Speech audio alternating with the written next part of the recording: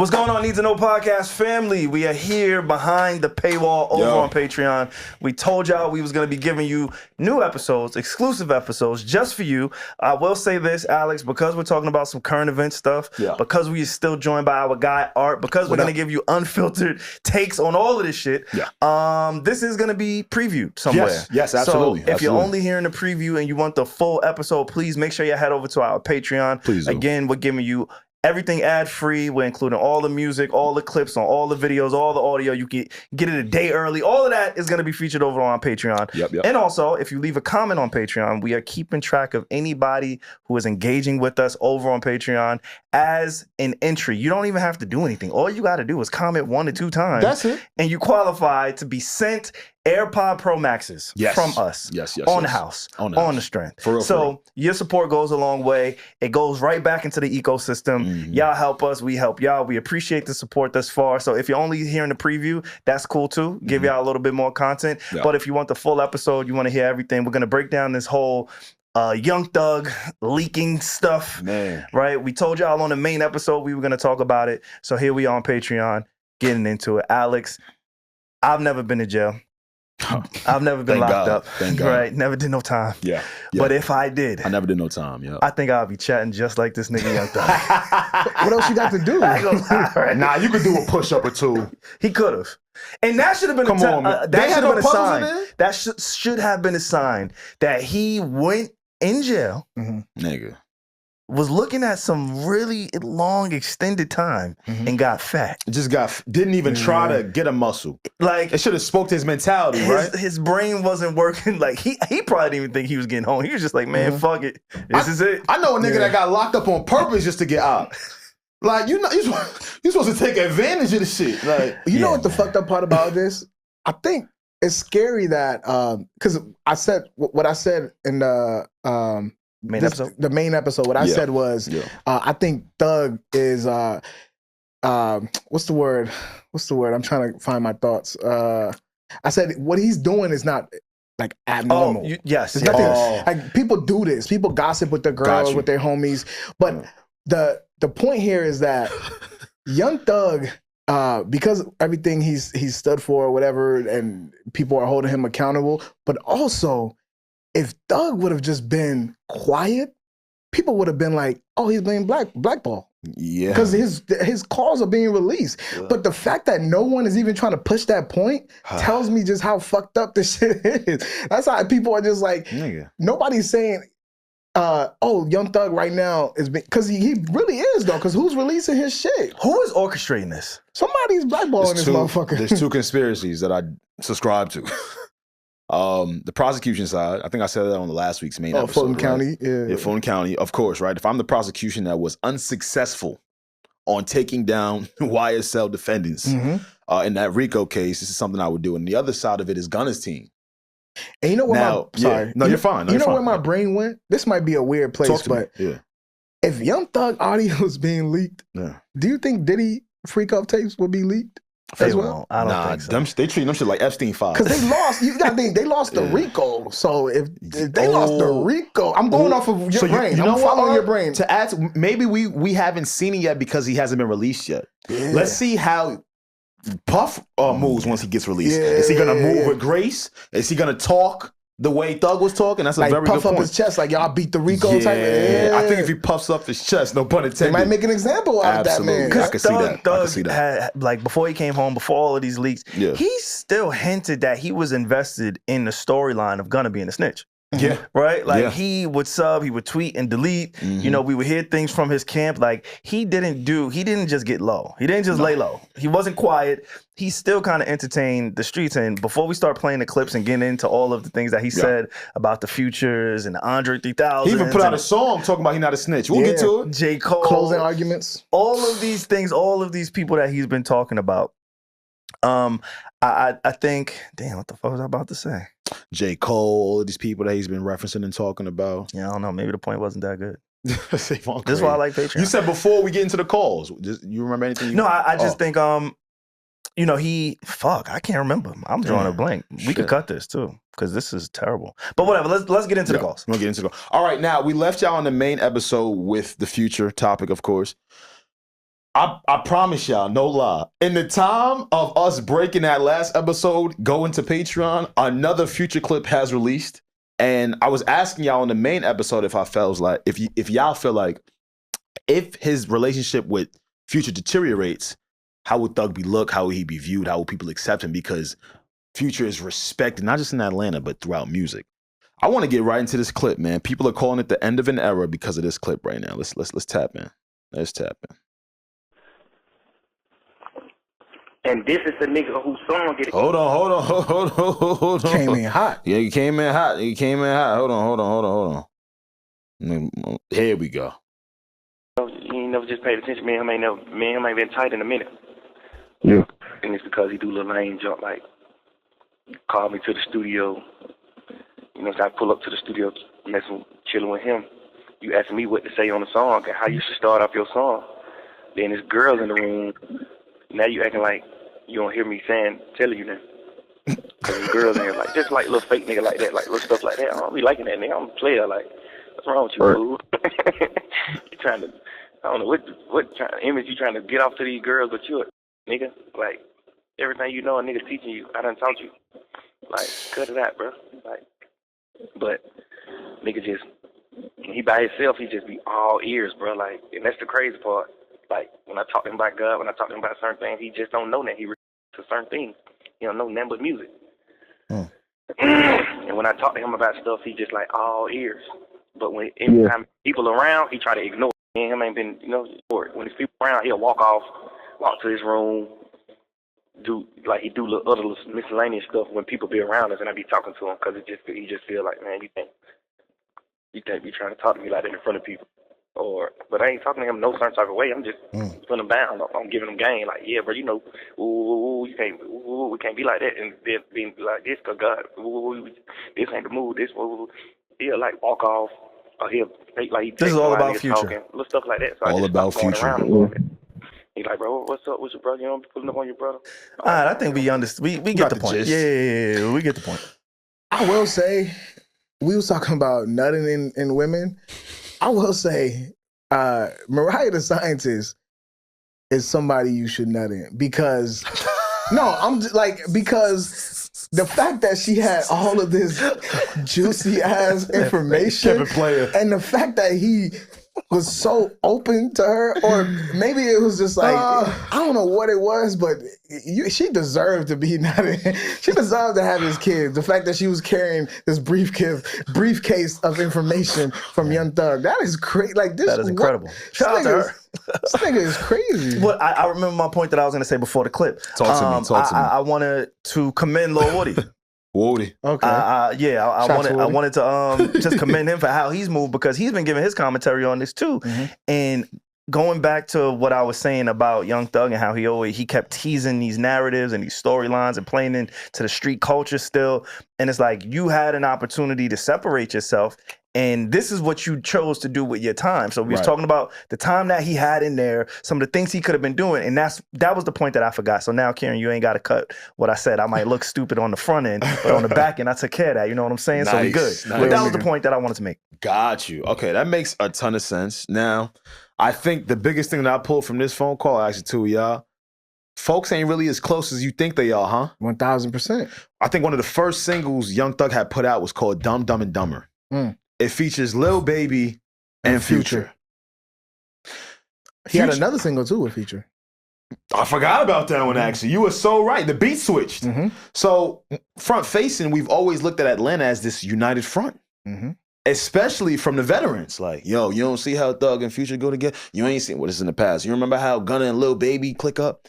Now it looks like everything is just smoke and mirrors, for real, for real. Mm-hmm. And now, to the conversation we were having on the main episode about just transparency against being a consumer versus what's going on, this is only going to hurt the music, at least for Young Thug. Well, it's been hurting the music. And I do want to actually, I would love for you to elaborate on your theory on artists that go to jail, go to prison, do some time, and then come home. Like, I know you say you broke this down on your YouTube, but please, like, I'm fascinated by that whole process because we've seen it so many different times and we've seen so many different results. But what is your take on that? Yeah, I think when you look at people who have done it successfully, I think so far there might be more, but you know, I'm 26, so don't, you know, these niggas, old niggas like to, you know, they like to crucify young niggas. Like, damn, this is what I've witnessed in my time. You know, I've witnessed the Gucci man. I've witnessed Gucci. You know, came home and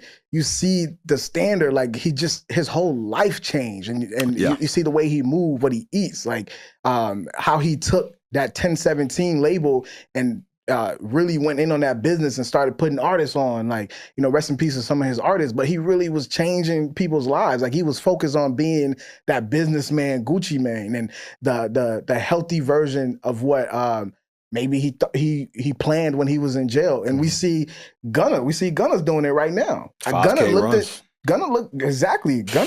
Gucci's book and was like, yo, I mean, I'm assuming, but he probably was like, yo, this is exactly what you're supposed to do. And then you look at people like, on the other side, you look at Bobby Shmurda, you look at Fabio Foreign, and then Young Thug. You're like, man, what are these guys, what are Gucci and Gunna doing that these guys aren't doing? Like, so that's why I think it needs to be studied, because especially Young Thug, like I said, he had the momentum of a lifetime. He had everything in his palm. All he had to do was do exactly what Gunna did. Gunna had the world against him. People calling him a rat, to your point. Yeah. He was, even he was behind bars, I guess defending Gunna a little bit, but Gunna had the world against him, and to come out and put his head down and just focus on what people love him for, which is the music, and Thug the same way. It's like, even though people bought into the YSL case that was going on, but that increased everything for Thug. It was like, yo, when this guy comes home, he's gonna be the guy. Like, we're talking about. That's a beautiful point. Yeah, man. I swear, this is so disappointing. My older brother said this might be the crash of the century, and I think I believe it. Like, it's up there for sure. I mean, he's not too far off. Him, Dame Dash, and Diddy. Damn, that's a great list. That's a great list. I mean, just thinking about all of the opportunity, right? And you know, especially Lil Durk. And Lil Durk. I think all of those guys, you know, just I wouldn't put Durk in there though. No? Why wouldn't you? Not yet. Why wouldn't you? He's a dude that didn't want to leave the streets and was still connected. Remember? If anything, I think the internet kind of incited his response to the Quando Rondo situation, things of that nature. Yeah, I think Durk was just affected by circumstances. I think maybe this adds to your point, but Durk was affected because of who he had around him. Right. You know, and I guess maybe that adds to your point about not leaving the streets alone. But I also look at that as a man trying to take care of his brothers, because who else will? But that comes. It's a slippery slope. Yes, because at a certain point in life, I be wanting to everybody cannot go. I be wanting to give them grace, because you just said everybody can't go, but it's like, when these are people you actually love, it's hard. Like, you consider these people to be your brothers, your sisters, like family to you. And of course, they're not a Young Thug. They're not an artist. They're not an actor. They don't do nothing in entertainment. They're living where they're living at. It's really hard to just say bye completely. It really is. It is. It's so fucking tough, bro. And I don't want to be dismissive to that. I don't. No. And sometimes I know I speak from a certain level of privilege, right? Like, I had the privilege of just having a proper upbringing, right? Like, I had the privilege of being taught certain things, and I'm not in the street like that. So I do want to be mindful of what I'm about to say. Right. But there comes a point when you do reach Lil Durk status, when you do reach Young Thug status, like when you are the planet that everybody is orbiting around, and you have those people who may not have the opportunities or the success that you have, you give yourself a chance to put everybody in some type of positions. Now, what I will say, everybody's not receptive to that. Everybody doesn't want to accept that this is the guy, right? Like, we all come from a different tree, a different branch, right? Yeah. You, Power 105, Charlemagne, DJ Envy, right? Like, you understand your role. You're in that orbit as a producer, right? You're not going to try to overcome them. You're not gonna try to outshine them. You're not gonna, you know what I'm saying, step on their toes. Right. We've been blessed enough, Alex and I, to operate in the Joe Budden orb, right? Right. I'm not gonna sit there and try to infiltrate that or talk that. Like, you just gotta accept the role and hope and wait for your time and keep doing the work, right? And so when I see these guys in these positions, and you know, people, and not just Alex, but people say, hey, it's hard to leave that lifestyle alone. At some point, it has to click. Like, all right, we got to do things a little bit different. And anybody who can't see that, identify that, accept that, respect that, then we got to have some hard conversations and hard decisions need to be made. But at some point, you got to know who the guy is. Like, I love the Carmelo Anthony story of when he first came into the league with the gun charge, right? Like, people speculated it could have been his, but there was a guy on the team who said, I'm gonna take that on the chin. And now I'm gonna do the bit because we gotta protect that. We gotta protect the guy. We gotta protect the planet, right?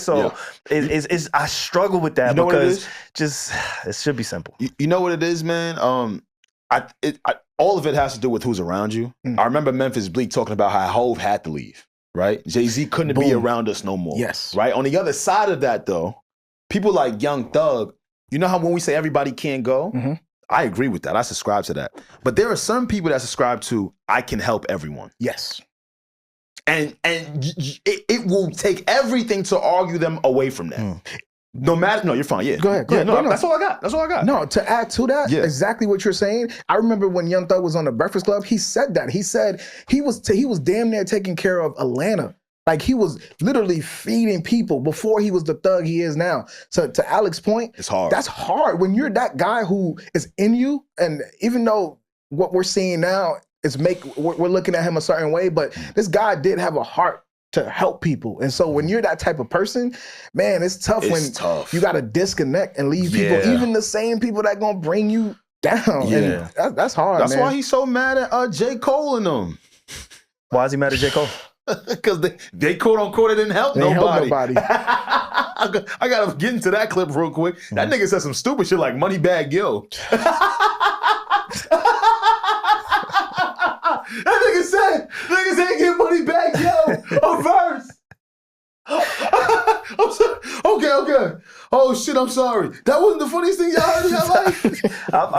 It's a lot. Alex. Okay, I'm bugging. Argue in the world on YouTube. Why wouldn't J. Cole do a song with him?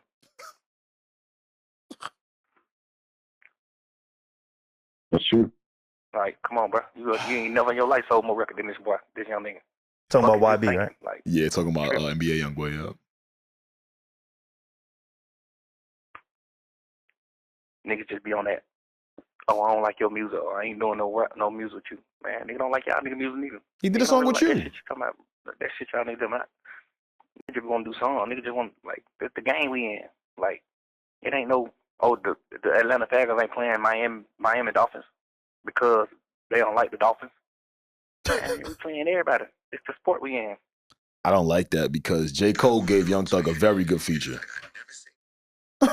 Oh, you got another clip? No, yeah, keep on. My fault. No, you're fine. You're fine. What's the name?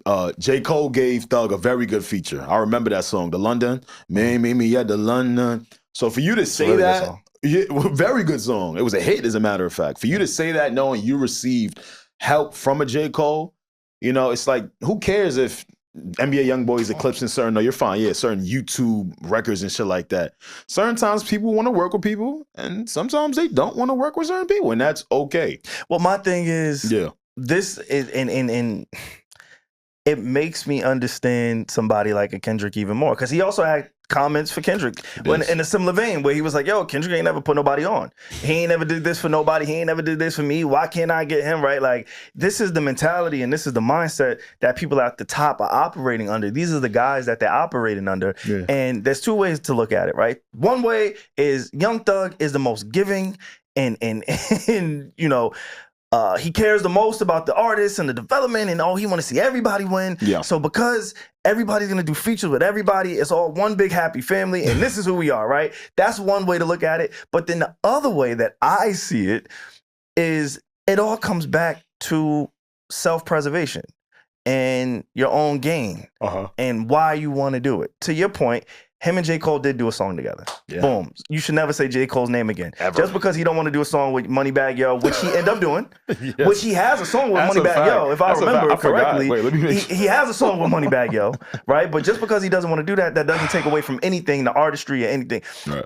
The reason why I say it comes off, well, it is inauthentic in my mind, is because you talk about putting people on. The person that you put on was Gunna.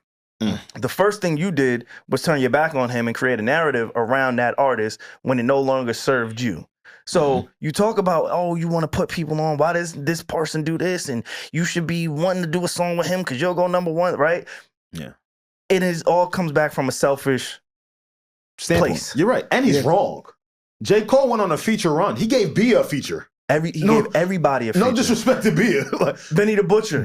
he gave everyone. Royce the 5'9". He gave mad niggas features. Lil Durk got one of the biggest songs. Oh my! That's why I was just reading the lyrics to that right now. Let's go to Kendrick. Yeah. Rich the Kid has a Kendrick Lamar feature. Yeah. Most people would be like, why? Somebody question that shit. You gotta think about that shit. He was featured on Playboy Cardi's album a few times. Yeah. Shit, he did 2 joints for Future. Yeah, man.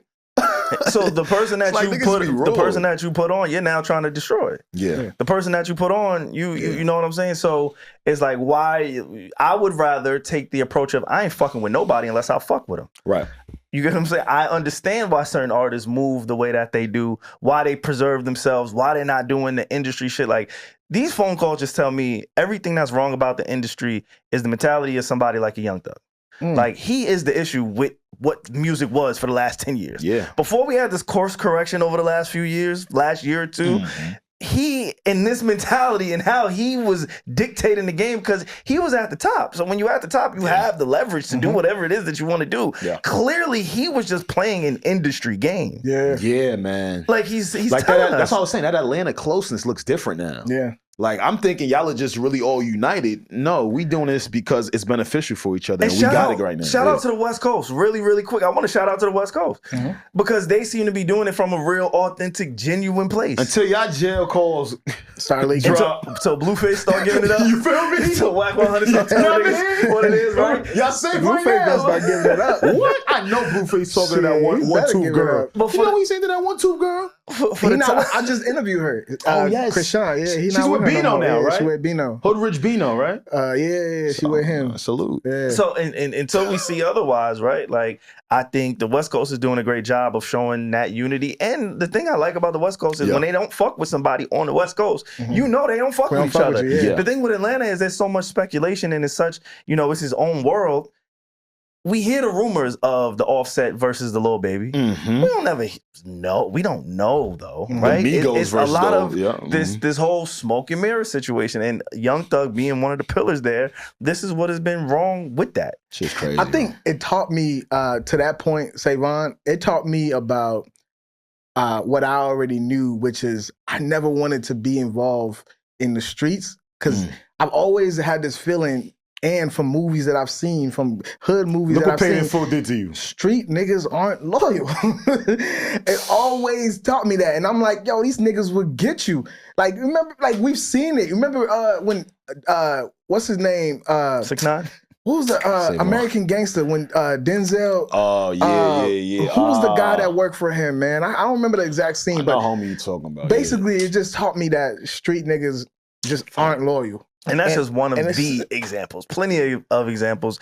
I will say this. I do want to wrap up our preview. If you made it this far, thank y'all for tapping in. Yeah. We're going to continue this conversation. I want to make this edit real smooth and easy for my guy, Kieran. So, Kieran, you can stop it right now. I'm going to tease this because fresh off the press, as we are doing this episode, there is a clip of Young Thug speaking on Drake. Yeah, and Metro. Drake recalls visiting Young Thug in jail. Newly released audio today shows Young Thug felt some type of way about Drake. So we're going to play that clip. We're going to talk about it. Please head over to Patreon to get this full conversation. I got a few more points that I want to make before we leave, but we are extending this conversation. Thank y'all for rocking with us on this preview, but let's pick up this continued conversation.